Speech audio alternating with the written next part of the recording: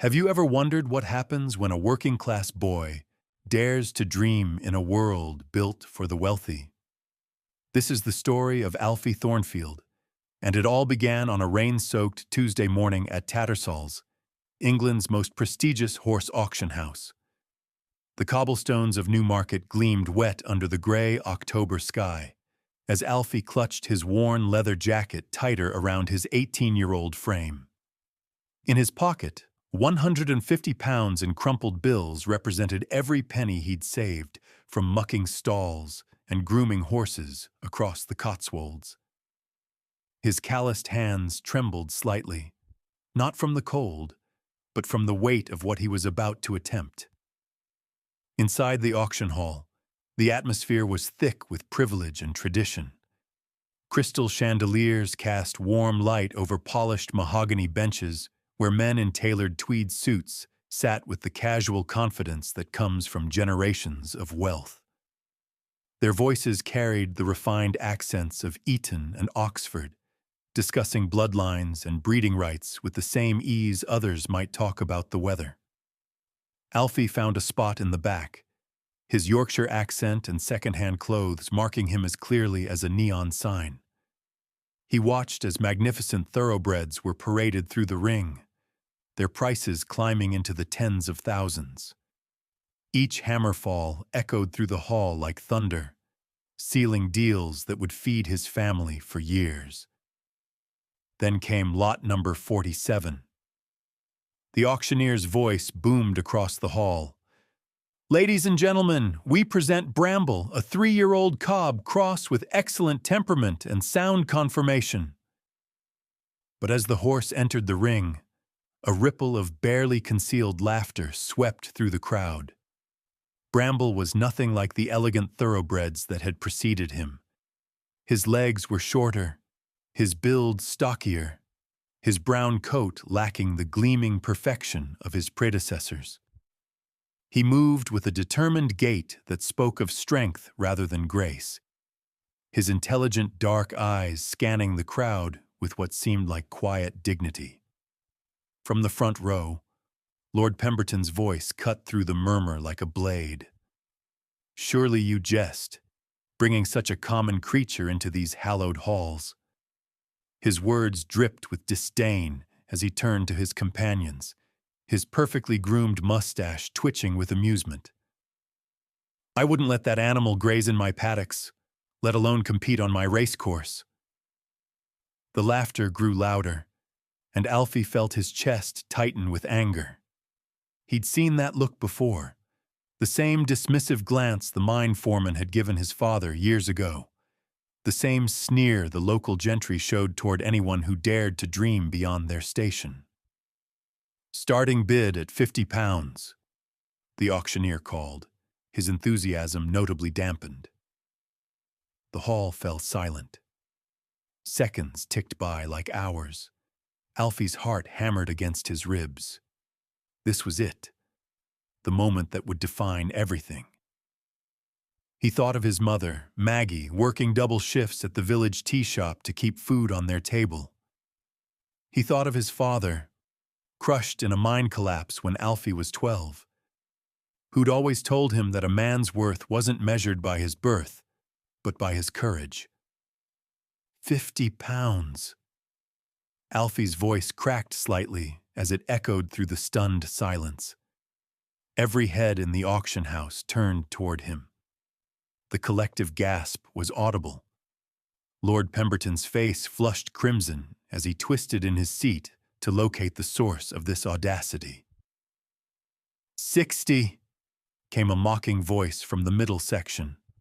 One of Pemberton's cronies, clearly intending to drive up the price as a cruel joke. Alfie's mouth went dry, but he found his voice again. 75. The crowd began to murmur, some with amusement, others with genuine curiosity about this young upstart who dared to bid against his betters. Bramble stood quietly in the ring, as if sensing the drama unfolding around him. 100! The same voice called out, and now the laughter was open and cruel.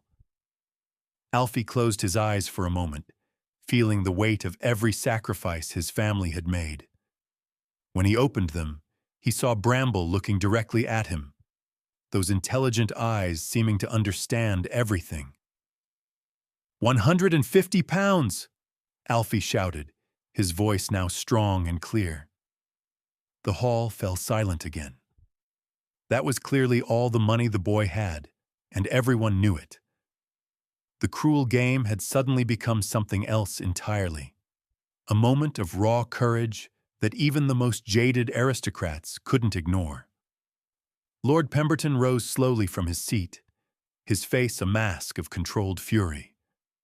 "Young man," he said, his voice carrying easily across the hall, "do you have any idea what you're doing? This is not some country fair where you bid on prize pigs. This is Tattersalls, where serious horsemen conduct serious business." Alfie stood up, his legs shaking but his voice steady. "I know exactly what I'm doing, sir. I'm buying a horse that deserves better than the contempt you're showing him." The tension in the room was electric. For a moment it seemed as if Pemberton might explode with rage. Instead, a cold smile spread across his face. "Very well, boy, but mark my words. I will not allow that common animal to pollute the sacred turf of my racecourse.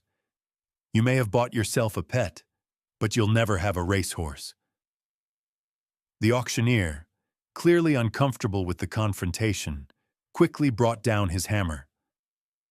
"Sold to the young gentleman for 150 pounds. As Alfie walked toward the ring on unsteady legs, the crowd parted before him like the Red Sea. Some faces showed amusement, others curiosity, and a few, just a few, showed something that might have been respect. When he reached Bramble, the horse lowered his head slightly, as if in greeting. Alfie placed his hand on the warm neck and felt something he'd never experienced before, a connection that went beyond words, beyond class, beyond everything that had tried to keep them apart. "Come on, boy," he whispered. "Let's show them what we're made of." The morning mist clung to the Yorkshire Dales like a soft blanket as Alfie led Bramble down the winding country lane toward home. The journey from Newmarket had taken them through the heart of England, past rolling hills and stone villages that seemed frozen in time. Now, as they crested the final hill overlooking the valley where Alfie had grown up, Bramble lifted his head and snorted softly, as if sensing that something important was about to begin. The Thornfield cottage sat nestled in a fold of green hills, its gray stone walls weathered by decades of Yorkshire winters. Behind it stretched a small paddock that Maggie had managed to lease from the local farmer. Barely 2 acres of rough grass, but it was theirs. Alfie's mother stood in the doorway, her work-worn hands clasped together, watching her son approach with the horse that had cost them everything they'd saved. "So, this is him then," Maggie said quietly as Alfie brought Bramble to a halt beside the wooden gate. Her voice carried no judgment, only the steady acceptance that had carried her through years of hardship. She stepped forward and extended her hand toward Bramble's muzzle. The horse considered her for a moment, then gently nuzzled her palm. "He's got kind eyes," she said, and Alfie felt a weight lift from his shoulders. His mother's approval meant more to him than all the sneers from the auction house. As Alfie led Bramble into the paddock, something extraordinary happened. The horse, who had stood so patiently in the auction ring, who had endured the journey north with quiet dignity, suddenly seemed to come alive. He lifted his head high, his nostrils flaring as he took in the scent of wild heather and fresh grass. Then, without warning, he broke into a run. It wasn't the elegant gallop of a thoroughbred. Bramble's shorter legs and stockier build gave him a different kind of movement entirely. But there was something magnificent about the way he moved across that small paddock, his hooves drumming against the earth with a rhythm that spoke of pure joy.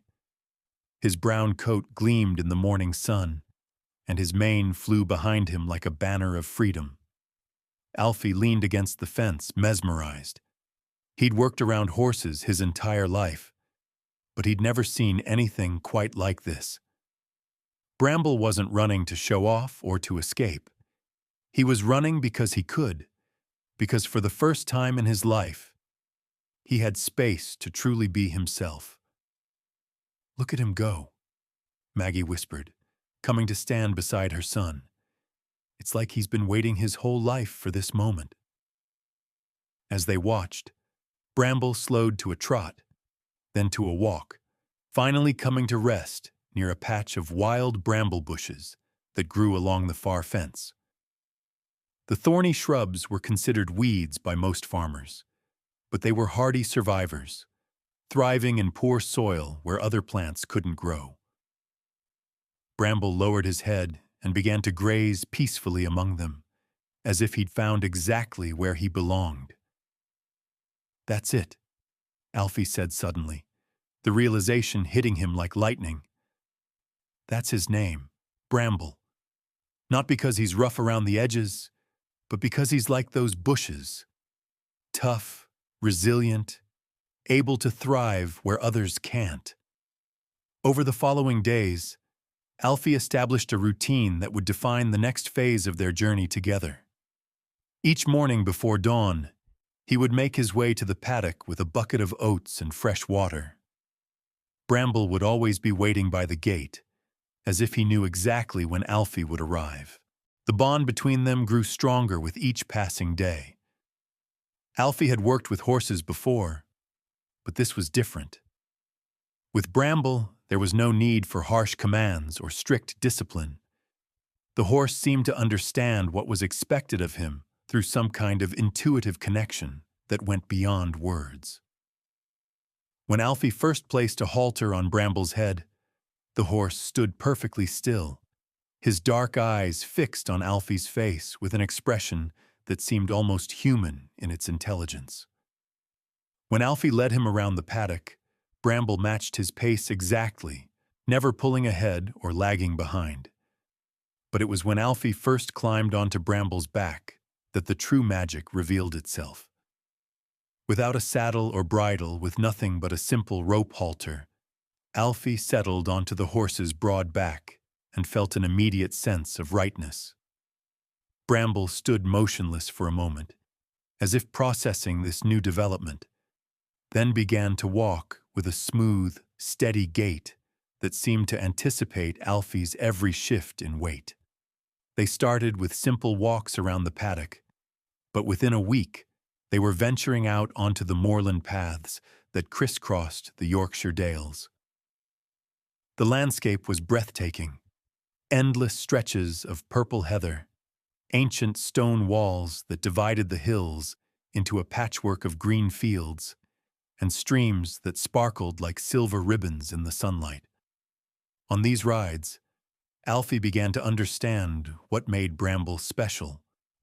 The horse's shorter legs, which had drawn such scorn at the auction, actually gave him incredible stability on the uneven terrain. His stockier build provided power and endurance that the more delicate thoroughbreds couldn't match. Most importantly, his intelligence and willingness to work made him the perfect partner for someone who understood his value. One afternoon, as they paused on a hilltop overlooking the valley, Alfie made a promise that would change both their lives forever. "I don't care what they said about you at that auction," he whispered, running his hand along Bramble's neck. "I don't care that you don't look like their fancy horses.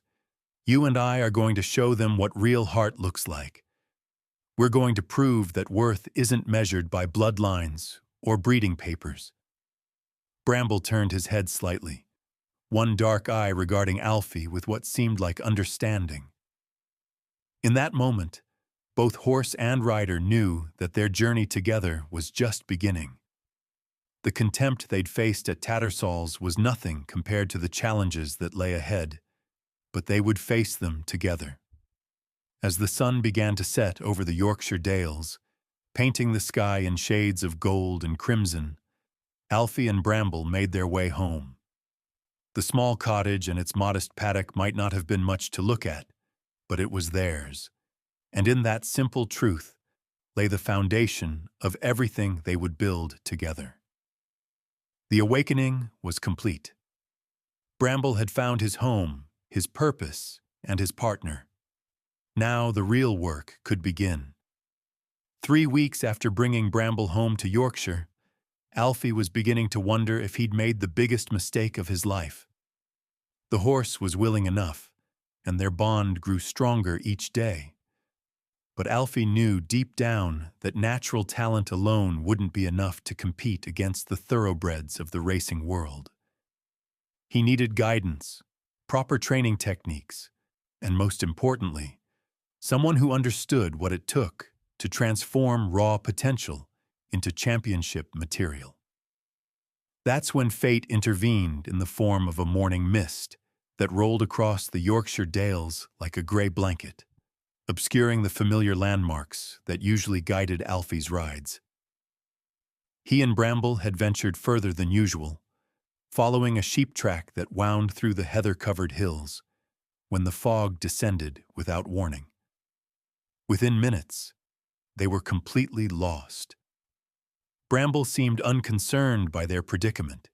His ears pricked forward as if he could sense something Alfie couldn't.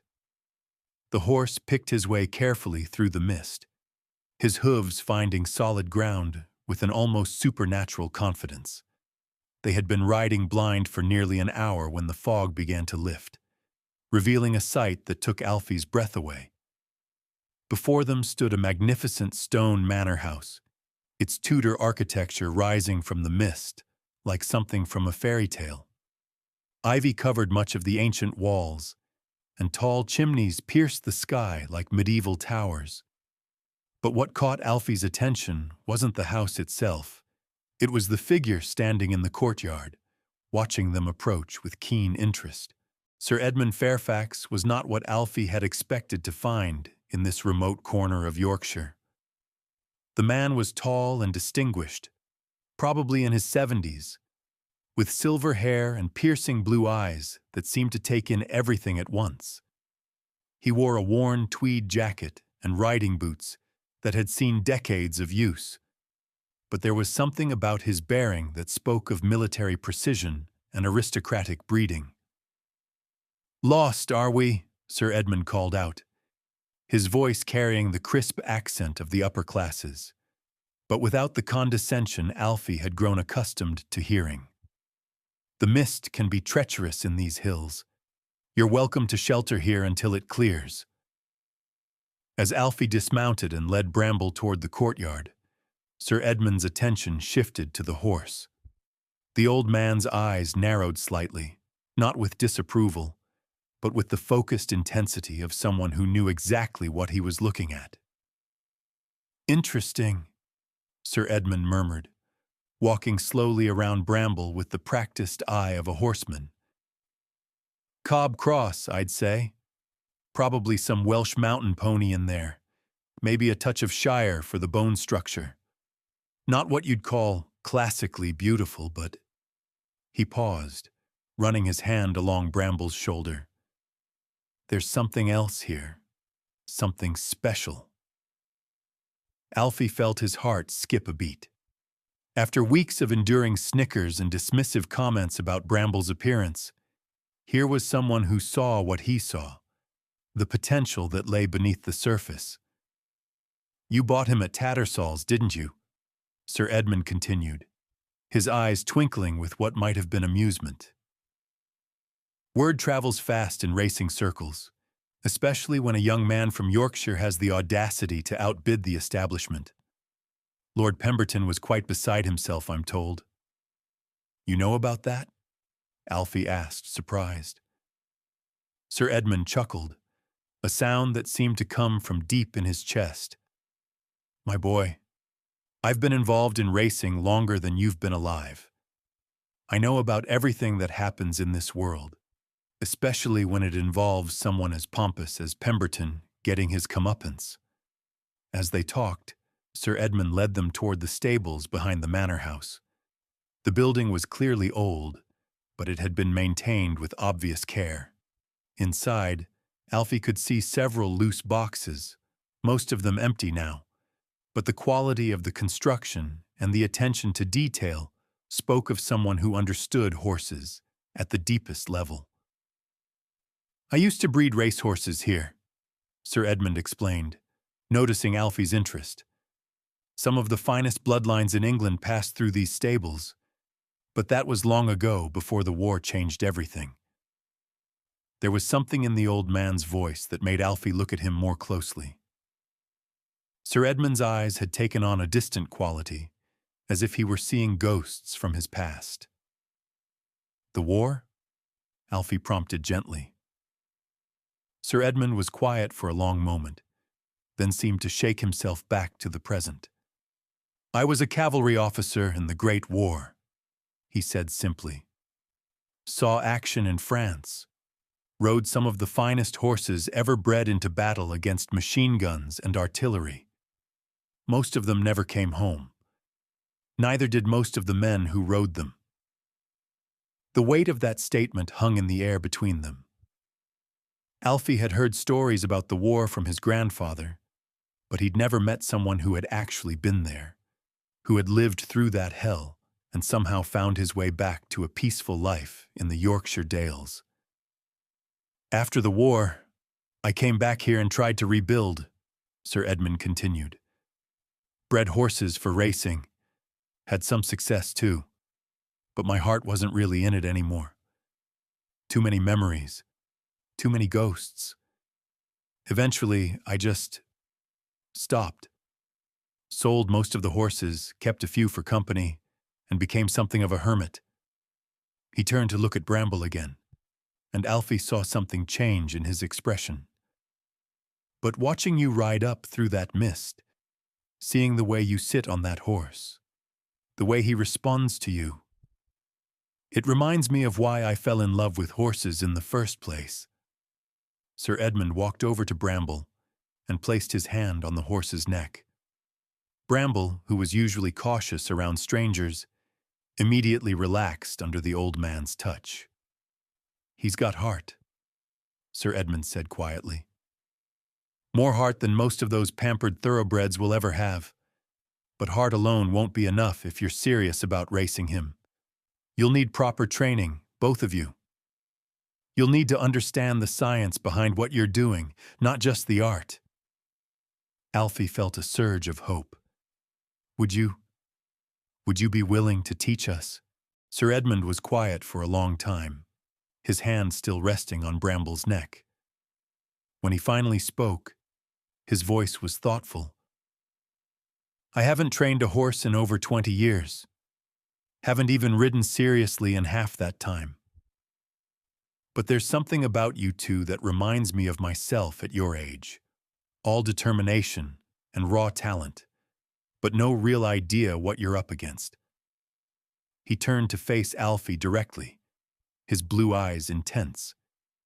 "If I agree to help you, it won't be easy. I'll demand everything from both of you. Complete dedication, absolute honesty, and the willingness to work harder than you've ever worked in your life. Racing isn't just about being fast, boy. It's about strategy, conditioning, understanding your horse's mind and body better than you understand your own. Are you prepared for that?" Alfie didn't hesitate. "Yes, sir, whatever it takes."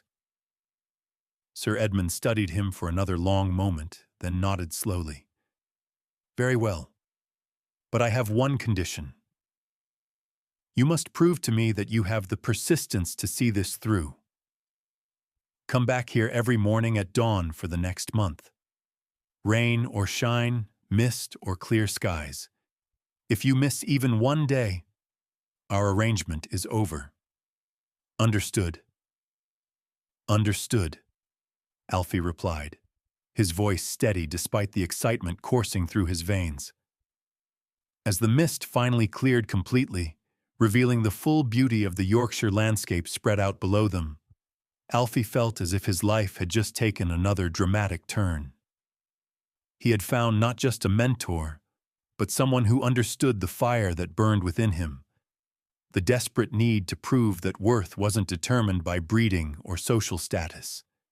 The mysterious mentor had appeared when he needed him most, and Alfie was determined not to waste this opportunity. Dawn broke over the Yorkshire Dales with the soft promise of another grueling day ahead.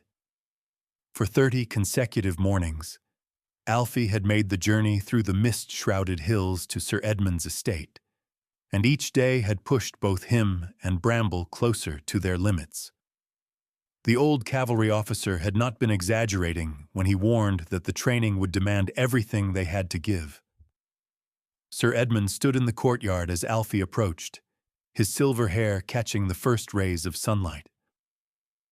Despite his age, the old man was always there before them, dressed in his worn riding clothes and carrying himself with the military bearing that decades of civilian life had never quite erased.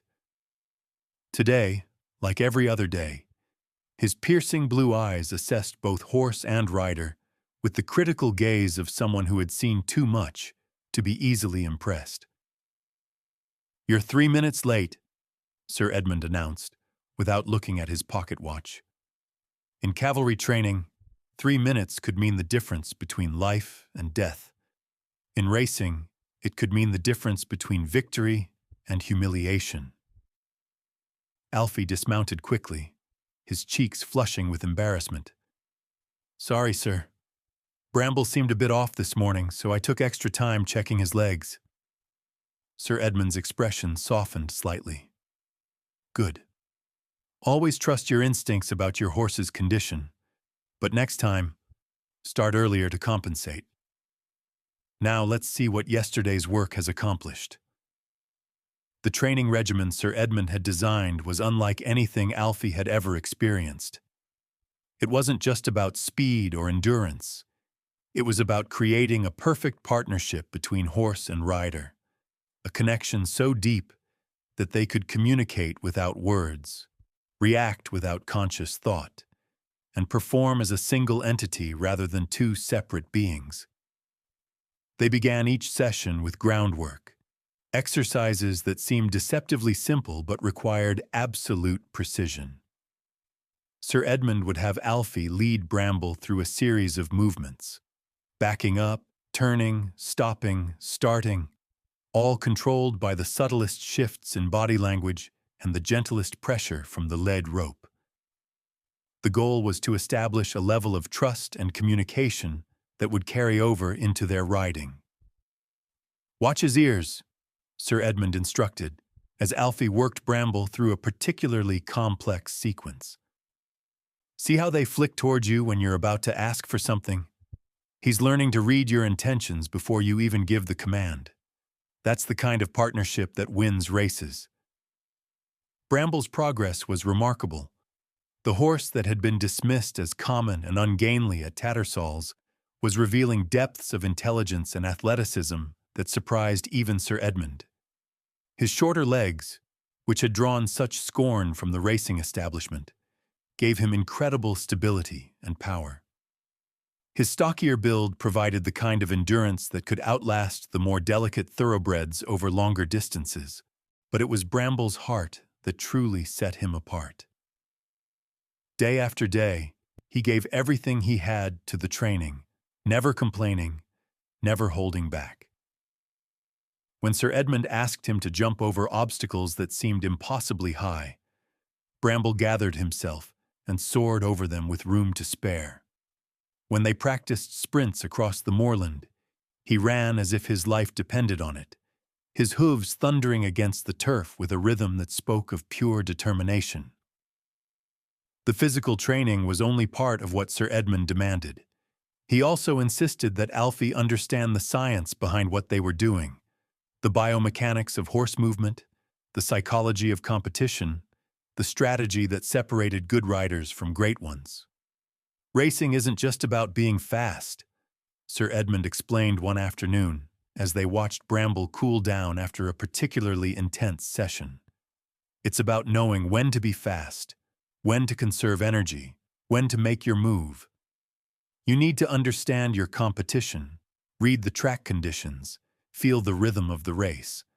Most importantly, you need to trust your horse completely, because in the final moments of a close race, it's his heart that will carry you to victory, not your technique.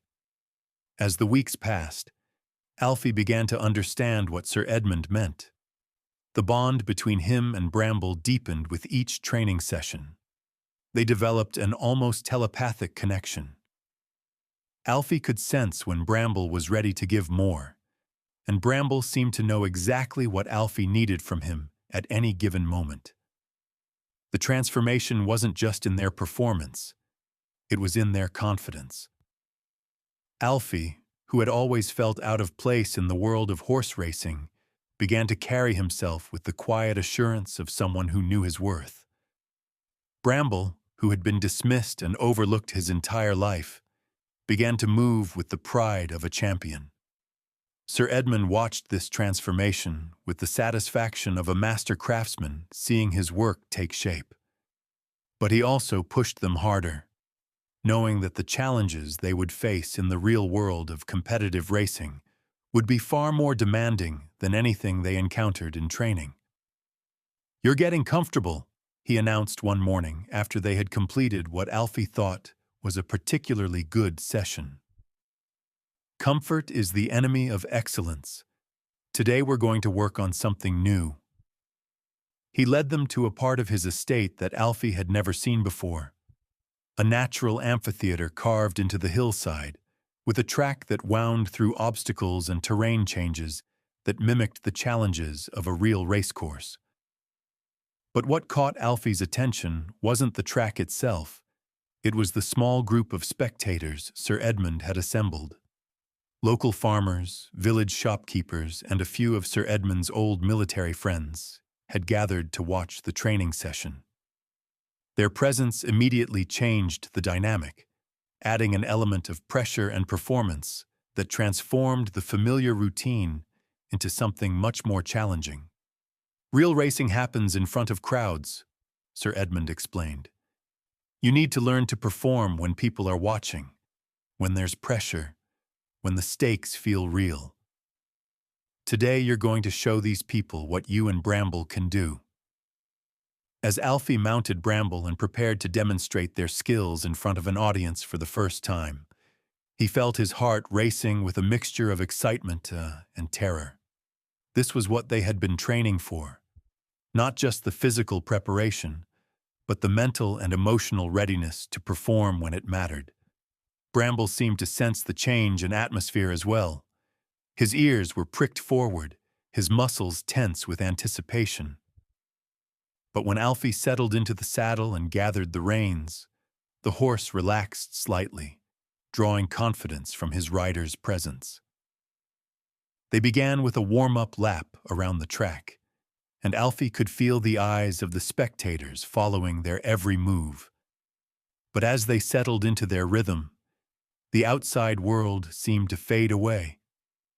There was only the sound of Bramble's hooves against the turf, the wind in their faces, and the perfect harmony of movement that they had worked so hard to achieve. When they finished their demonstration, the small crowd burst into spontaneous applause.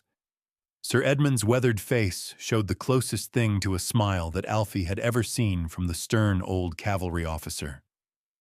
"Now you're ready for the next phase," Sir Edmund announced. "It's time to test yourselves against real competition."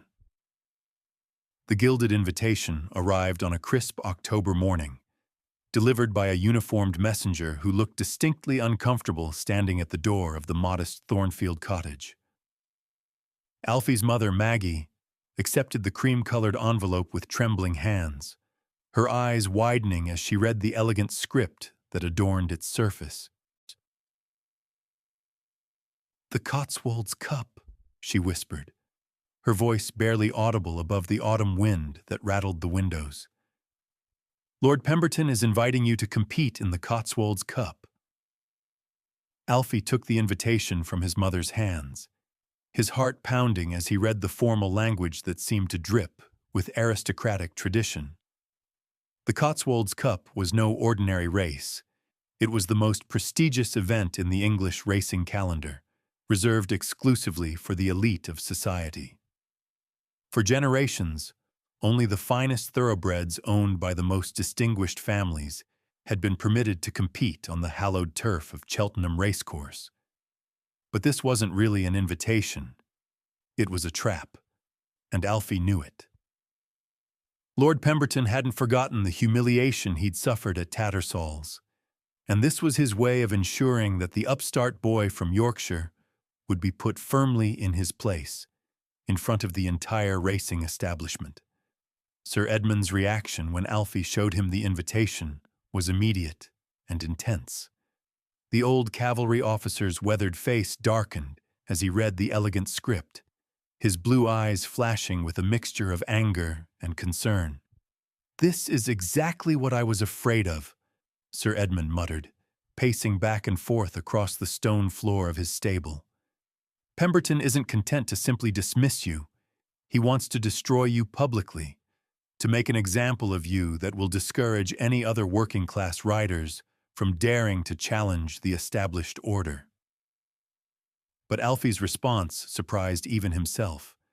Instead of fear or hesitation, he felt a surge of fierce determination that seemed to come from somewhere deep in his soul. "Then we'll give him exactly what he wants," he said quietly. "We'll show up at his precious race, and we'll show everyone what Bramble and I can do." The weeks leading up to the Cotswolds Cup were a whirlwind of preparation and mounting tension. Sir Edmund pushed their training to new levels of intensity, knowing that they would be facing not just superior horses, but the psychological warfare that came with competing against the establishment on their own turf. Word of Alfie's acceptance of the challenge spread through the racing community like wildfire. In the gentlemen's clubs of London, over brandy and cigars, the aristocrats discussed the audacious young man who dared to think he belonged in their world. Some were amused by what they saw as naive presumption. Others were genuinely offended by the breach of social protocol. Lord Pemberton himself seemed to relish the attention. At every social gathering, he would regale his friends with stories of the common boy and his cart horse, who thought they could compete with centuries of breeding and tradition. His laughter was always the loudest, his mockery the most cutting. "I've arranged for the finest horses in England to participate," he announced at a dinner party in his Mayfair mansion. "Thoroughbreds worth more than that boy's entire village will be competing. It will be quite educational for him to see what real racing looks like." The day of the race dawned gray and cold, with a bitter wind that cut across the Cotswolds like a knife. Cheltenham racecourse was a cathedral of English racing tradition, its grandstands filled with the cream of society dressed in their finest attire. Ladies in elegant hats and fur coats sipped champagne, while gentlemen in morning dress discussed the odds with the casual confidence of those born to privilege. When Alfie arrived with Bramble in a borrowed horse trailer, the contrast couldn't have been more stark. While the other competitors were accompanied by teams of professional grooms and trainers, Alfie had only Sir Edmund and his mother for support. Bramble looked small and unremarkable next to the magnificent thoroughbreds that pranced and snorted in the pre-race parade, their coats gleaming like silk in the pale sunlight. The crowd's reaction was immediate and unmistakable. Laughter rippled through the grandstands as Bramble was led onto the track, his shorter legs and stockier build drawing snickers and pointed comments from the spectators. Someone in the crowd shouted, "Did someone bring their pony to the wrong event?" The laughter that followed was cruel and cutting. Lord Pemberton held court in the owner's enclosure, surrounded by his wealthy friends and admirers. He was dressed impeccably in a charcoal gray morning coat and top hat, his silver-headed walking stick gleaming in the afternoon light. When he spotted Alfie preparing Bramble for the race, his smile was predatory. "Ladies and gentlemen, he announced loudly enough for everyone nearby to hear. "I present to you the future of English racing, a stable boy and his cart horse, come to show us how it's really done." The sarcasm in his voice was thick enough to cut with a knife, and his audience responded with appreciative laughter. But it was what happened next that truly revealed the depth of Lord Pemberton's arrogance and cruelty. As Alfie led Bramble past the owner's enclosure, Pemberton stepped forward and addressed him directly, his voice carrying clearly across the pre-race gathering. "Young man," he called out, his tone dripping with false concern, "are you quite certain you want to go through with this? Racing is a dangerous sport, and I would hate to see you or your animal get hurt. Perhaps it would be wiser to withdraw now, before you embarrass yourself further." The crowd fell silent, sensing that they were witnessing something more than just pre-race banter.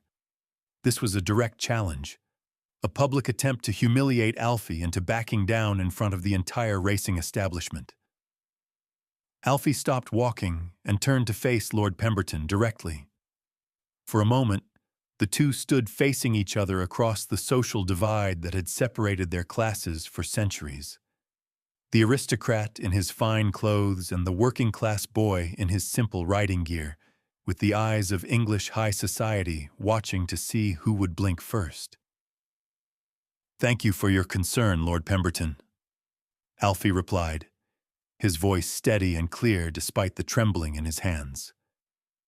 "But Bramble and I didn't come here to withdraw. We came here to race, and we intend to show everyone what heart and determination can accomplish, regardless of breeding or bloodlines." The silence that followed was deafening. Lord Pemberton's face flushed red with anger at being challenged so directly by someone he considered beneath his notice. The crowd seemed to hold its collective breath, unsure how to react to this unprecedented breach of social protocol. It was Sir Edmund who broke the tension, stepping forward to place a reassuring hand on Alfie's shoulder. "Well said, my boy," he announced loudly enough for everyone to hear. "Now let's show them what we're made of." As they made their way to the starting line, Alfie could feel the weight of every eye in the grandstand upon them. The other riders, all from wealthy families with generations of racing tradition behind them, regarded him with a mixture of amusement and disdain. Their horses were magnificent specimens of thoroughbred breeding, each one worth more than most people earned in a lifetime. But as Alfie settled into his saddle and felt Bramble's familiar strength beneath him, something remarkable happened. The noise of the crowd seemed to fade away, the pressure of the moment dissolved, and there was only the connection between horse and rider that they had worked so hard to perfect.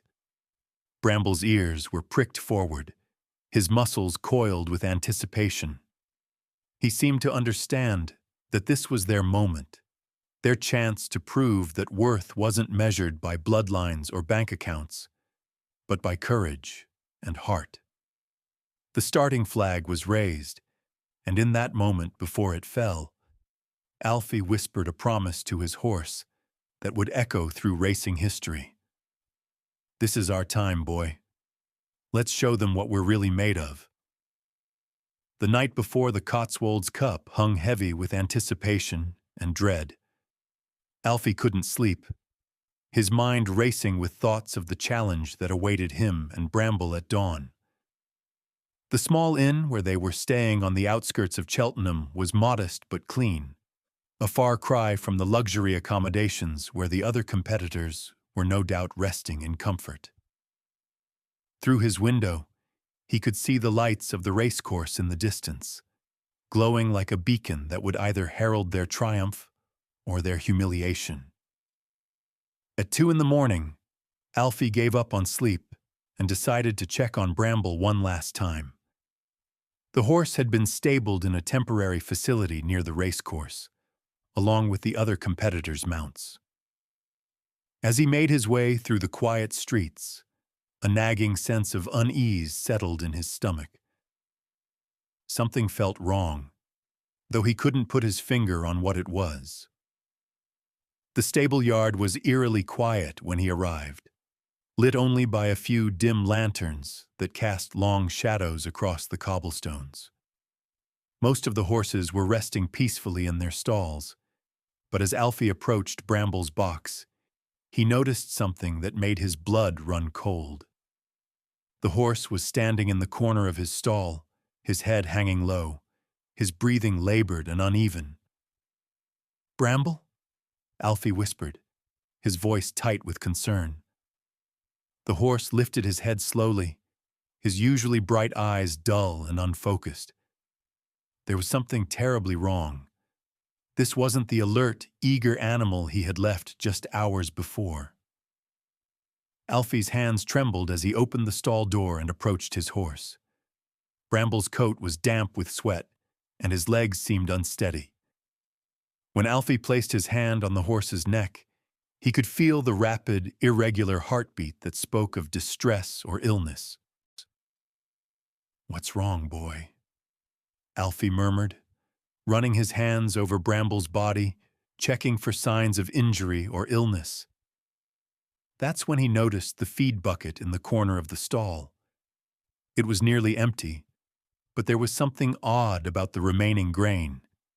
It had an unusual smell, slightly bitter and chemical-like. A chill ran down Alfie's spine as the terrible realization began to dawn on him. Someone had tampered with Bramble's food. The horse had been poisoned. His first instinct was to call for help, but as he turned toward the stable office, he heard voices approaching from outside. Instinctively, he ducked into the shadows of Bramble's stall, pulling the horse deeper into the darkness with him. Through a crack in the wooden wall, he could see two figures entering the stable yard, one tall and thin, the other shorter and stockier. "Did you check on the horse?" the taller figure asked, his voice cultured and familiar.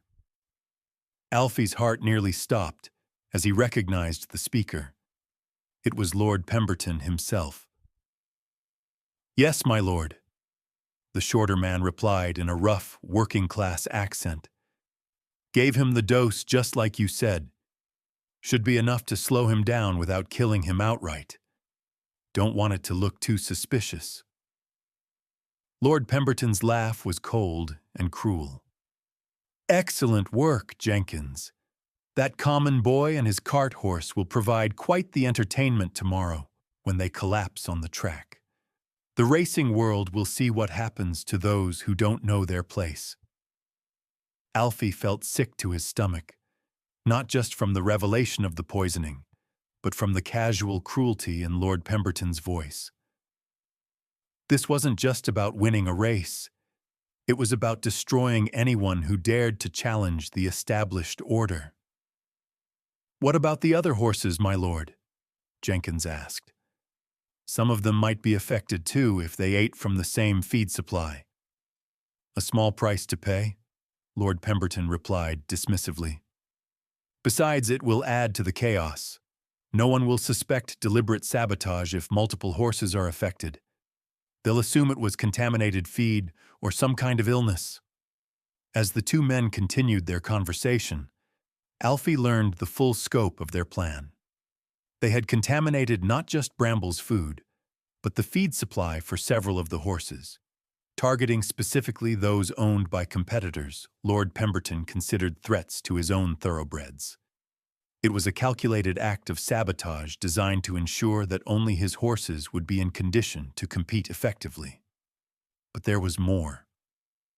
Jenkins mentioned something about insurance arrangements and convenient accidents that made Alfie realize this wasn't the first time Lord Pemberton had resorted to such tactics. The man was willing to risk the lives of both horses and riders to maintain his dominance in the racing world. After what felt like an eternity, the two conspirators finally left the stable yard. Alfie waited until their footsteps had faded completely before emerging from his hiding place. Bramble was in worse condition now, his breathing more labored, his legs shaking with the effort of standing. Alfie's mind raced as he tried to figure out what to do. He could report what he had heard to the racing authorities, but who would believe the word of a working-class boy against that of a lord? Lord Pemberton had influence and connections throughout the racing establishment. He could easily discredit any accusations Alfie might make. More immediately, he needed to help Bramble. The horse was clearly suffering from whatever poison had been administered, and without treatment, he might not survive the night, let alone be able to compete in the morning. That's when Alfie remembered something Sir Edmund had taught him during their training sessions. The old cavalry officer had shared stories from his military days, including knowledge of field medicine for horses. Some poisons could be counteracted if treated quickly enough, and Sir Edmund had mentioned specific remedies that could help flush toxins from a horse's system. Working quickly and quietly, Alfie began implementing the emergency treatment protocol Sir Edmund had described. He found clean water and began encouraging Bramble to drink small amounts at regular intervals. He massaged the horse's legs and body to stimulate circulation, and he prepared a mixture of ingredients he found in the stable's medical supplies, activated charcoal, salt, and other substances that could help neutralize certain types of poison. As he worked, Alfie made a decision that would define not just the race, but his entire future.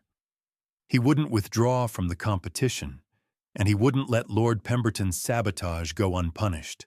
Instead, he would find a way to expose the truth while still giving Bramble the chance to prove his worth on the track.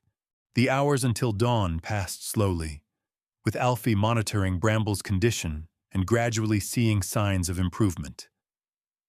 The horse's breathing became more regular, his eyes regained some of their alertness, and his legs grew steadier. The treatment was working, but Alfie knew that Bramble would still be weakened by the ordeal. As the first light of dawn began to creep across the sky, Alfie made his final preparations. He had managed to collect a sample of the contaminated feed, and he had overheard enough of Lord Pemberton's conversation to provide specific details about the sabotage plot. More importantly, he had a plan that would expose the truth in the most public way possible, during the race itself. The Cotswolds Cup was about to become more than just a competition between horses. It would be a battle between justice and corruption, between the courage of the underdog and the arrogance of privilege. And despite everything that had happened, despite the poison and the sabotage and the overwhelming odds against them, Alfie and Bramble were ready to fight. The dark plot had been revealed, but the story was far from over. In just a few hours, the truth would come to light in front of the entire English racing establishment, and nothing would ever be the same again. The morning of the Cotswolds Cup dawned with a crisp October chill that cut through the English countryside like a blade. Cheltenham racecourse buzzed with an electric energy as thousands of spectators filled the grandstands, their breath visible in small puffs of vapor as they discussed the day's races over steaming cups of tea and champagne. The aristocracy had turned out in full force, dressed in their finest tweeds and silks, eager to witness what many expected to be the public humiliation of the upstart boy from Yorkshire and his common horse. Alfie stood in the pre-race paddock, his hands trembling slightly as he adjusted Bramble's bridle for the third time in as many minutes. The horse looked better than he had in the early hours of the morning, but Alfie could still see the effects of the poisoning in the slight dullness around his eyes and the way he favored his left front leg. The emergency treatment had helped, but Bramble was operating at perhaps 70% of his normal capacity, still dangerous given the caliber of competition they were facing. Sir Edmund approached with the measured stride of a man who had faced death on countless battlefields and lived to tell the tale. His weathered face was grim but determined as he placed a reassuring hand on Alfie's shoulder. Remember everything we've practiced, he said quietly, his voice carrying the authority of decades of experience. Trust your horse, trust your instincts, and most importantly, trust the bond you've built together. That's something no amount of money or breeding can buy. The other competitors were a who's who of English racing royalty. Thunderbolt, Lord Pemberton's prize stallion, stood like a statue carved from black marble, his coat gleaming with the kind of perfection that only comes from the finest bloodlines and unlimited resources. His jockey, Marcus Whitfield, was a veteran of dozens of major victories, his face set in the confident expression of someone who had never known defeat. Beside him, Lady Catherine's mare, Windswept, pranced nervously, her silver coat catching the morning light like liquid mercury. As the horses were led toward the starting line, Alfie could feel the weight of thousands of eyes upon them. The crowd's murmur grew louder as they spotted Bramble among the thoroughbreds, his shorter legs and stockier build making him look like a pony among giants. Someone in the grandstand shouted, "Did someone bring their cart horse to the wrong event?" And the laughter that followed was cruel and cutting. Lord Pemberton stood in the owner's enclosure, resplendent in his morning coat and top hat, a satisfied smile playing across his lips. He was confident that his sabotage had worked, that the common boy and his mongrel horse would provide the entertainment he had promised his guests. What he didn't know was that Alfie had discovered his plot and was prepared to expose it in the most public way possible. The starting flag was raised, and in that moment of perfect silence before the race began, Alfie leaned forward and whispered to Bramble, "This is for everyone who's ever been told they're not good enough, boy. Let's show them what heart can do." The flag dropped, and 12 of England's finest horses exploded from the starting line in a thunderous cacophony of hooves and determination. Thunderbolt immediately took the lead, his powerful stride eating up the ground with mechanical precision. Windswept settled into second place, her jockey content to let Lord Pemberton's horse set the pace. The rest of the field bunched together behind them, a moving wall of muscle and speed that seemed to flow across the turf like a living thing. Bramble started poorly, his legs still affected by the poison, and for a terrifying moment, Alfie thought they might be trampled by the horses behind them. But the little horse found his rhythm, his shorter stride requiring more steps to cover the same ground, but somehow managing to keep pace with the thoroughbreds around him. They settled into 8th place as they approached the first turn, with Alfie fighting to keep Bramble balanced and focused, despite the chaos surrounding them. As they rounded the first bend, disaster struck the field in exactly the way Lord Pemberton had planned. Starlight Express, one of the favorites, suddenly stumbled and nearly fell, his jockey fighting desperately to keep him upright. Behind him, 2 more horses began to show signs of distress. Their breathing became labored, their strides uneven, their usual grace replaced by the awkward movements of animals in pain.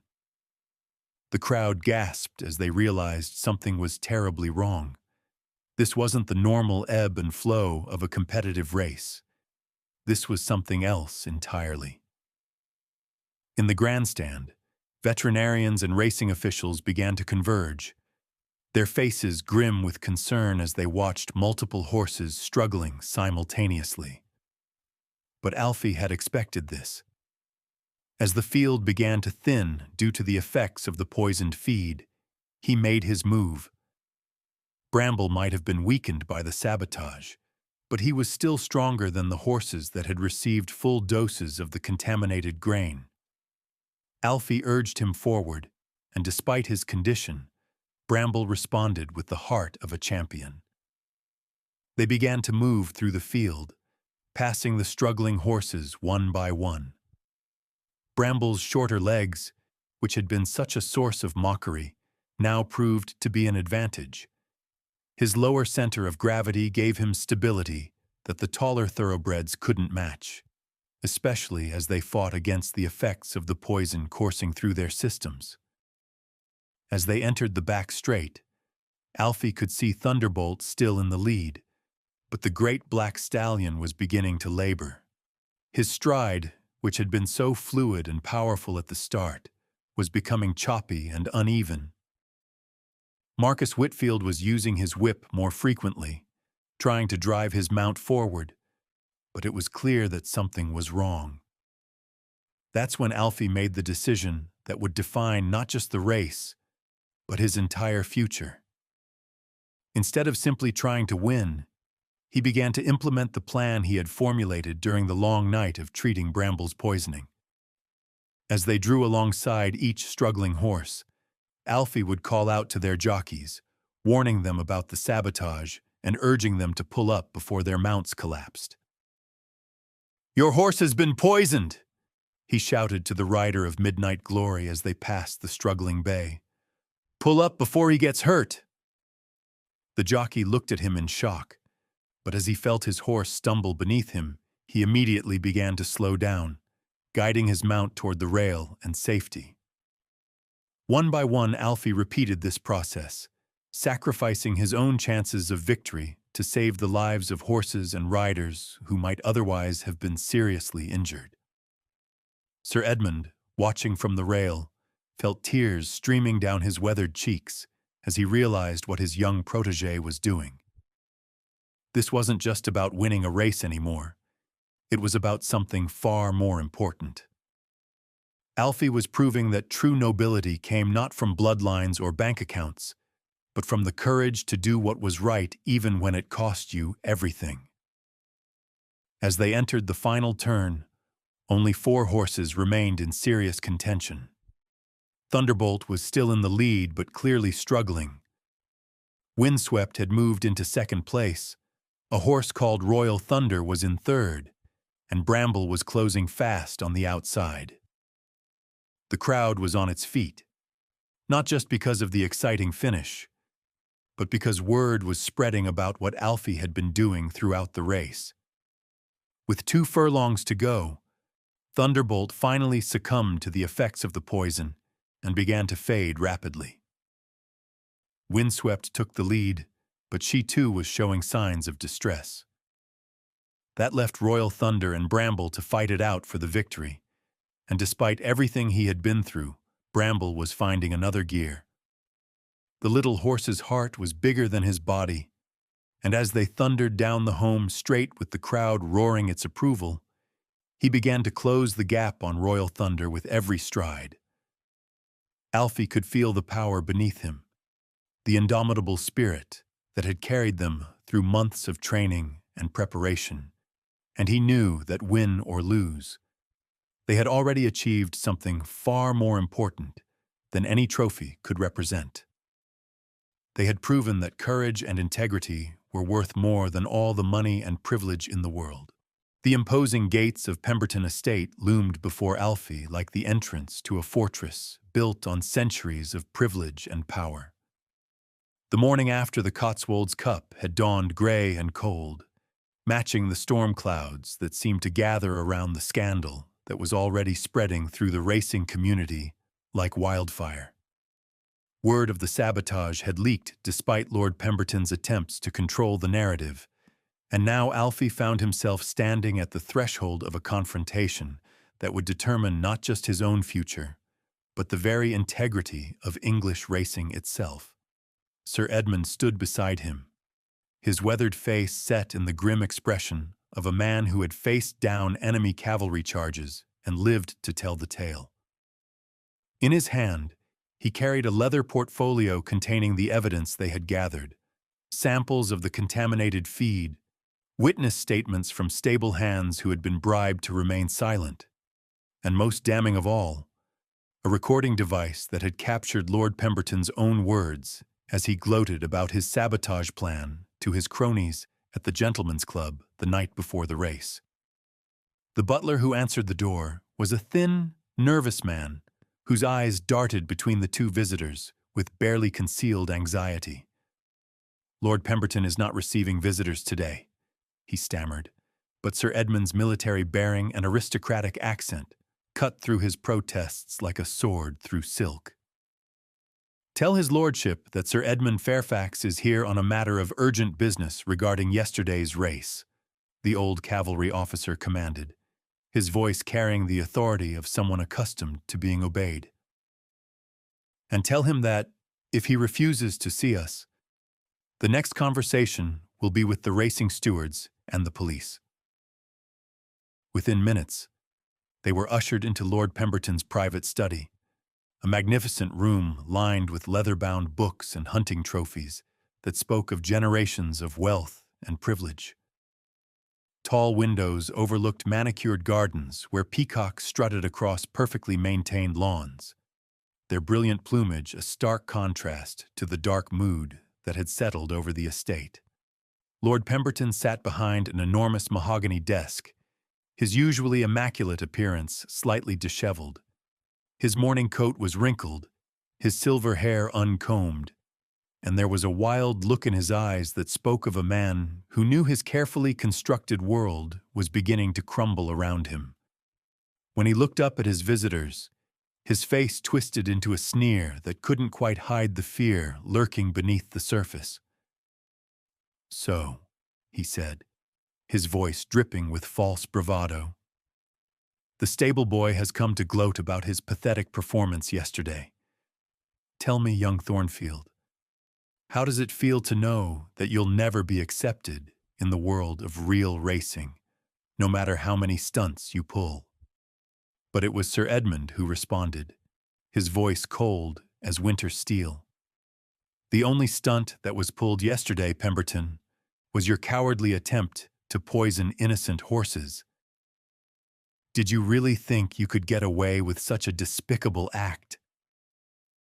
Lord Pemberton's face flushed red, but he maintained his defiant posture. "I have no idea what you're talking about. If some horses became ill during the race, that's hardly my responsibility.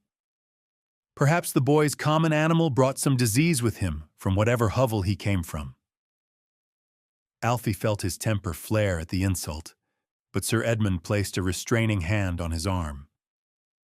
The old soldier had dealt with men like Pemberton before, bullies who used their position and wealth to intimidate others, but who crumbled when faced with real consequences for their actions. "We have evidence, Pemberton," Sir Edmund said quietly, opening his leather portfolio and spreading its contents across the polished surface of the desk. "Samples of the contaminated feed, signed statements from your accomplices, and most interesting of all, a recording of your own voice bragging about the sabotage to your friends at White's Club." The color drained from Lord Pemberton's face as he stared at the evidence before him.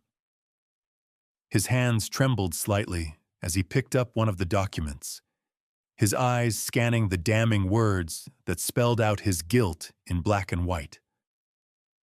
For a moment, the mask of arrogant superiority slipped completely, revealing the frightened, desperate man beneath. "You can't prove anything," he whispered, but his voice lacked conviction. "Those could be forgeries, fabrications designed to frame an innocent man. Who would believe the word of a stable boy and a washed-up old soldier against a peer of the realm?" Sir Edmund's laugh was harsh and bitter. "The same people who watched you publicly humiliate yourself yesterday when your own sabotage backfired. The same racing stewards who are already investigating the suspicious pattern of illnesses that affected only the horses you considered threats to your own animals. The same journalists who are asking very pointed questions about your business practices and your history of eliminating competition through underhanded means." As if summoned by his words, there was a commotion outside the study. Through the tall windows, they could see a convoy of official vehicles pulling up the circular drive. Racing stewards, police investigators, and representatives from the Jockey Club, all arriving to conduct a formal inquiry into the events of the previous day. Lord Pemberton rose from his chair with the unsteady movements of a man whose world was collapsing around him.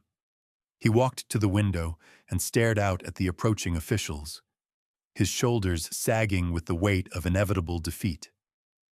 When he turned back to face his accusers, all pretense of superiority had vanished. "You don't understand," he said, his voice barely above a whisper. "This world, this life, it's all I've ever known. My family has been involved in racing for 3 centuries. We've owned this estate, bred these horses, maintained these traditions since before your ancestors crawled out of their hovels.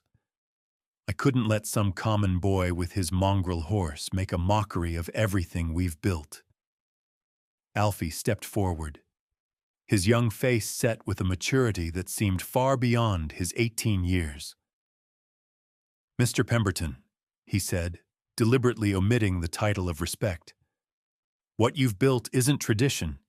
It's a wall designed to keep people like me out. But walls can be climbed, and traditions can change. What you did yesterday wasn't about protecting racing. It was about protecting your own ego." The sound of footsteps in the corridor grew louder, and moments later the study door opened to admit Chief Inspector Morrison of the Metropolitan Police, accompanied by Lord Hartwell, the senior steward of the Jockey Club. Both men wore the grim expressions of officials who had come to deliver justice, not negotiate. "Lord Pemberton," Chief Inspector Morrison announced formally, "you are under arrest on charges of criminal sabotage, endangering the lives of animals and riders, and conspiracy to commit fraud. You have the right to remain silent, but anything you say may be used against you in a court of law." As the handcuffs clicked around Lord Pemberton's wrists, he looked back at Alfie with an expression that mixed hatred with something that might have been grudging respect. "You may have won this battle, boy," he said quietly, "but you'll never truly belong in this world. They'll always see you as an outsider, no matter how many races you win." Alfie met his gaze steadily. "Maybe that's true," he replied, "but I'd rather be an honest outsider than a corrupt insider. And maybe it's time this world learned to judge people by their character instead of their bank accounts." As Lord Pemberton was led away in disgrace, Sir Edmund placed a proud hand on Alfie's shoulder. "Well said, my boy. Your father would have been proud of the man you've become."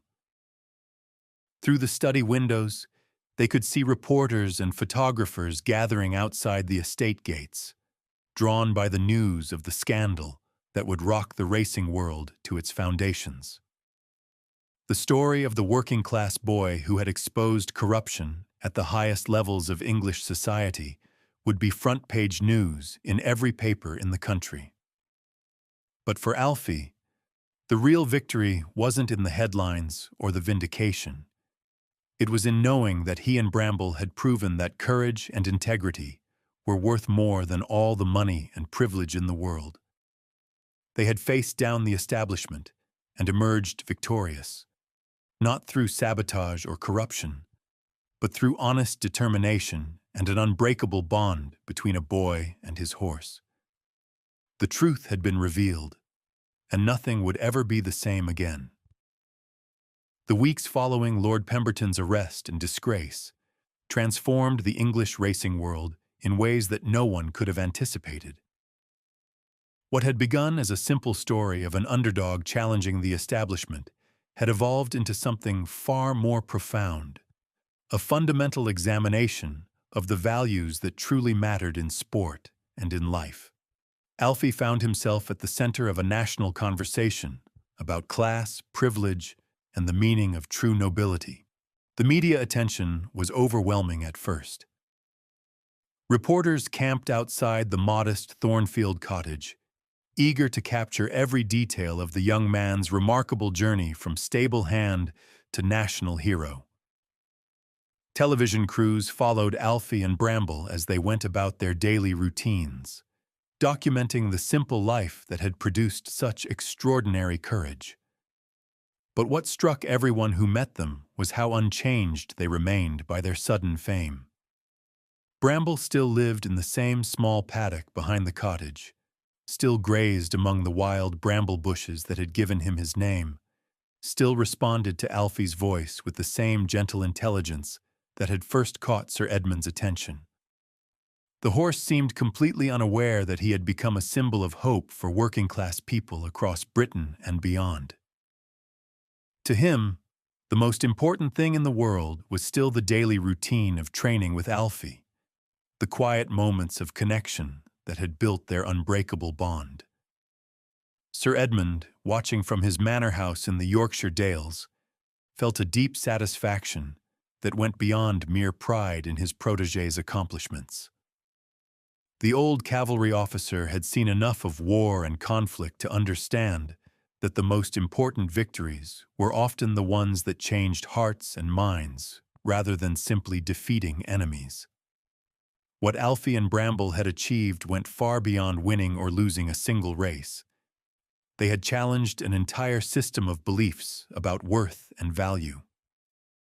The racing establishment itself was forced to confront uncomfortable truths about its own practices and prejudices. The Jockey Club, under intense public scrutiny, announced sweeping reforms designed to make the sport more accessible to people from all backgrounds. New programs were established to provide training and support for young riders who lacked the financial resources traditionally required to compete at the highest levels. The Alfie Thornfield Foundation, as it came to be known, would ensure that talent and determination, rather than bank accounts and bloodlines, would determine who had the opportunity to pursue their dreams. But perhaps the most profound impact was felt in the countless letters and messages that poured in from around the world. People from every walk of life wrote to share their own stories of overcoming prejudice and discrimination, of refusing to accept the limitations that others tried to impose on them. A young girl from inner-city Detroit wrote about how Bramble's story had inspired her to keep training for the Olympics, despite coaches who told her she didn't have the right look for gymnastics. A farmer's son from rural Australia described how Alfie's courage had given him the strength to apply to veterinary school, despite his family's financial struggles. These stories revealed the universal truth that Alfie and Bramble's journey had illuminated, that the human spirit, when combined with genuine determination and unwavering integrity, could overcome any obstacle. It didn't matter whether you were a short-legged horse in a world that prized elegant thoroughbreds, or a working-class boy in a sport dominated by aristocrats. What mattered was the size of your heart and your willingness to fight for what you believed in. The transformation in public attitudes was perhaps most evident in the way people began to look at horses themselves. For too long, the racing world had been obsessed with pedigree and appearance, valuing animals primarily for their bloodlines and their potential market value. But Bramble's success had shown that true greatness could come in unexpected packages. Rescue organizations reported a surge in adoptions of older horses and those with physical imperfections, as people began to see past surface appearances to recognize the potential that lay within. Alfie himself became a reluctant but effective spokesperson for this new way of thinking. In interviews and public appearances, he consistently emphasized that his success was not about proving that he was better than anyone else, but about demonstrating that everyone deserved the chance to pursue their dreams regardless of their circumstances. His message resonated particularly strongly with young people who had been told they weren't good enough, smart enough, or privileged enough to achieve their goals. The most important lesson I learned from Bramble, Alfie said during a speech at Oxford University, addressing an audience that included many of the same aristocrats who had once dismissed him, is that worth isn't something you're born with. It's something you earn through your actions and your character. Every day, we have the choice to be better than we were yesterday, to treat others with respect and kindness, and to stand up for what's right even when it's difficult. The speech was met with a standing ovation, but more importantly, it sparked conversations in dormitories and common rooms across the university about privilege, responsibility, and the kind of society they wanted to help create. Young people who had grown up assuming that their advantages were simply the natural order of things began to question those assumptions and consider how they might use their positions to create opportunities for others. Sir Edmund, now in his late 70s, found new purpose in documenting the lessons that could be learned from Alfie and Bramble's remarkable journey. He began writing a book that would combine his military experiences with his observations about leadership, courage, and the bonds between humans and animals. The book, tentatively titled Hearts of Champions, would become a bestseller and required reading in business schools and military academies around the world. The story also had a profound impact on the way people thought about perseverance and resilience. In a world that often seemed to reward quick fixes and instant gratification, Alfie and Bramble's patient, methodical approach to achieving their goals served as a powerful reminder that the most meaningful accomplishments required time, dedication, and the willingness to endure setbacks and disappointments. Their training regimen in the Yorkshire Dales became a metaphor for the kind of sustained effort required to achieve excellence in any field. The daily rides through the mist-covered hills, the countless hours of practice and preparation, the gradual building of trust and communication, all of these elements spoke to fundamental truths about human potential and the process of growth and development. As the months passed and the initial media frenzy began to subside, Alfie and Bramble settled into a new routine that balanced their public responsibilities with their private relationship.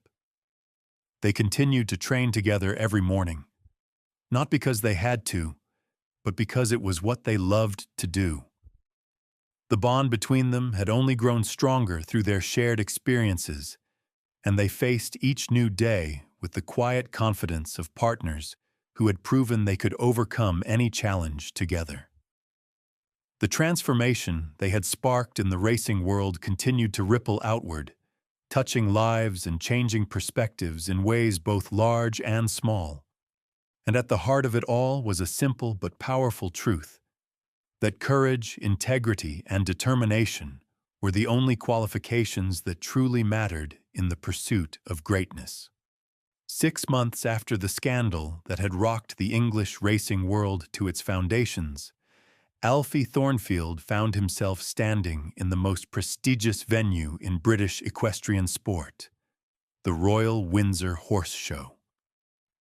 The ancient castle loomed majestically in the background, its stone towers reaching toward a sky painted in the soft pastels of an English spring evening. This wasn't just any horse show. It was the event where the royal family themselves came to celebrate the finest traditions of British horsemanship, where centuries of heritage and honor converged in a display of excellence that transcended mere competition. But Alfie and Bramble weren't here as competitors in the traditional sense. They had been invited as special guests, symbols of something far more important than winning or losing. They represented the triumph of integrity over corruption, of courage over privilege, of the enduring British values of fair play and determination in the face of overwhelming odds. The invitation had come directly from Buckingham Palace, signed by the Queen's private secretary, acknowledging their contribution to restoring honor to the sport of kings. The transformation in both horse and rider was remarkable to behold. Bramble, now fully recovered from the effects of Lord Pemberton's sabotage, moved with a confidence and grace that seemed to radiate from within. His brown coat gleamed with health and vitality, his intelligent eyes bright with the contentment that comes from being truly valued and understood. The short legs that had once been a source of mockery now carried him with a dignity that commanded respect from everyone who saw him. Alfie, too, had grown into his role as an unlikely hero. At 19, he carried himself with the quiet confidence of someone who had faced down the establishment and emerged victorious, not through arrogance or aggression, but through unwavering commitment to doing what was right. He wore his best suit, still modest by the standards of the aristocratic crowd around him, but pressed and clean, a testament to his mother's pride in her son's achievements. Sir Edmund Fairfax stood beside them in the royal enclosure, resplendent in his military dress uniform complete with the medals he had earned during his service in the Great War. The old cavalry officer's eyes shone with pride as he watched his protégé prepare for what would be the most meaningful moment of their remarkable journey together. In his weathered hands, he held a special presentation case that contained something more valuable than any racing trophy, a symbol of recognition that would validate everything they had fought for. The crowd that had gathered for the evening ceremonies was unlike any that had witnessed Alfie and Bramble's previous appearances. Instead of the sneering aristocrats who had dismissed them at Tattersalls, or the shocked spectators who had watched the drama unfold at the Cotswolds Cup, this audience was filled with people from every walk of life. Families who had traveled from across Britain to see the boy and horse who had captured the nation's imagination. Children who had been inspired by their story to pursue their own dreams despite the obstacles they faced. As the ceremony began, the Master of Ceremonies stepped forward to address the assembled crowd. His voice carried clearly across the arena as he spoke of the values that had always defined British sport at its finest: honor, courage, and the belief that true nobility came not from birth or wealth, but from character and conduct. "Ladies and gentlemen," he announced, his words resonating with the weight of tradition and history, "we gather here tonight not merely to celebrate victory in competition, but to honor something far more precious, the demonstration of the very best of human nature in the face of adversity. The story of Alfie Thornfield and Bramble has reminded us all that the greatest triumphs are not always measured by crossing the finish line first, but by the courage to stand up for what is right, regardless of the personal cost." As Alfie led Bramble into the center of the arena, a hush fell over the crowd. The setting sun cast long shadows across the perfectly manicured grass, and for a moment, time seemed suspended as everyone present recognized they were witnessing something truly special. This wasn't just about a boy and his horse. It was about the enduring power of the human spirit to overcome injustice and create positive change in the world. Sir Edmund stepped forward, his military bearing evident in every movement as he approached the microphone. When he spoke, his voice carried the authority of someone who had seen the best and worst of human nature, who had witnessed courage under fire and understood the true meaning of honor. "Your Royal Highness, distinguished guests and friends," he began, his gaze sweeping across the assembled crowd before settling on Alfie and Bramble. "In my many years of military service, I learned that true heroism is not about grand gestures or dramatic moments of glory. It is about ordinary people making extraordinary choices when faced with moral challenges. It is about standing up for those who cannot stand up for themselves, about refusing to accept injustice simply because it is convenient or profitable." He paused, his eyes reflecting the memories of a lifetime spent in service to his country and his principles. Alfie Thornfield and Bramble have embodied these values in a way that has inspired not just our nation, but people around the world. They have shown us that worth is not determined by bloodlines or bank accounts, but by the size of one's heart and the strength of one's character. The presentation that followed was unlike anything in the history of British equestrian sport. Instead of a traditional racing trophy, Sir Edmund presented Alfie with a specially commissioned medal from the Royal Equestrian Society, not for winning a race, but for demonstrating the true spirit of sportsmanship and integrity.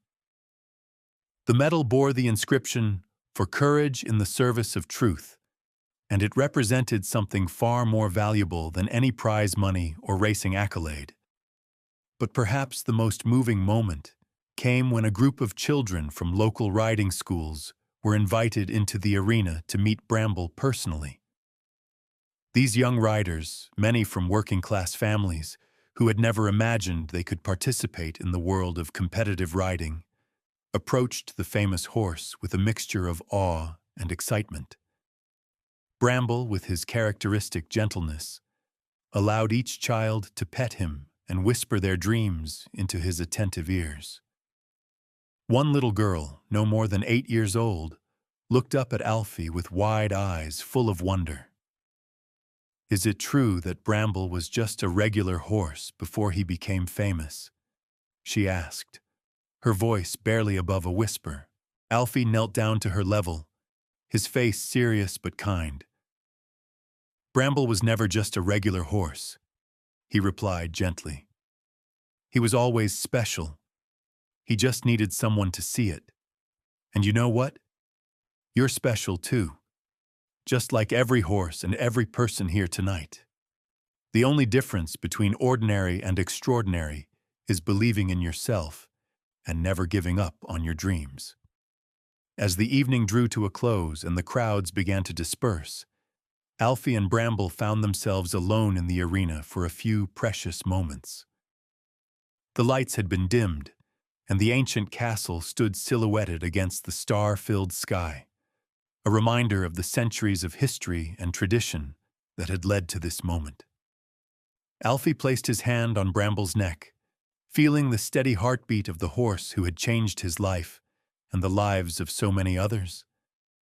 They had come so far from that rainy day at Tattersalls when they had first found each other, two outcasts who had dared to dream of something greater than the limitations others had tried to impose on them.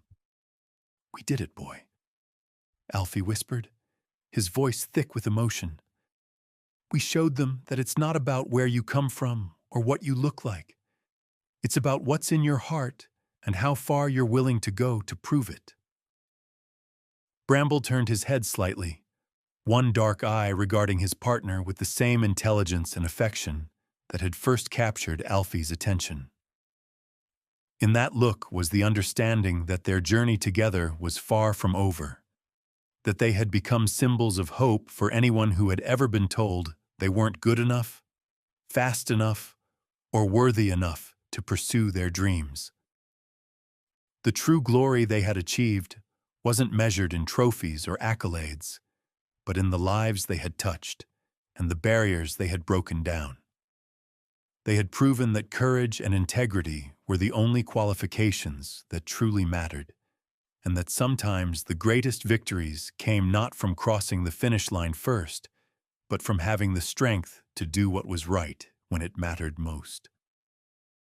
As they walked together toward the stable where Bramble would spend the night, Alfie knew that their story would continue to inspire others long after the headlines had faded and the crowds had moved on to other interests. They had become part of something larger than themselves, a testament to the enduring power of the human spirit and the unbreakable bond between those who dare to dream and those who have the courage to help them achieve those dreams. Have you ever encountered your own Bramble in life? Someone or something that others dismissed, but you saw the potential within? Share your story in the comments below, and remember that true glory comes not from being perfect, but from being authentic, courageous, and true to your values no matter what challenges you face.